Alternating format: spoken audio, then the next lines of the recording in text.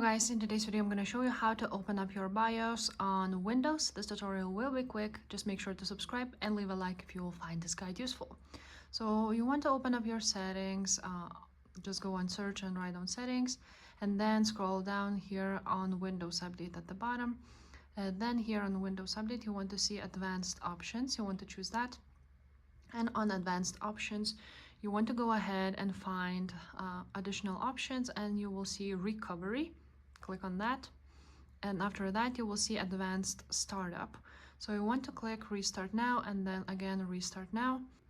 After that this will load up and all you have to do is click troubleshoot, then advanced options, and then UEFI firmware settings. And after that click restart. Now here it is, here's your BIOS. You can go ahead and for example, if you want to change secure boot, you will find it here. Here you will find on setup utility, you will find TPM, but basically it will look different in every single laptop or PC. It really depends on what computer you have, but it will be a little bit similar. So to exit it, all you have to do is just click this one. And after that, click save and exit and then click yes.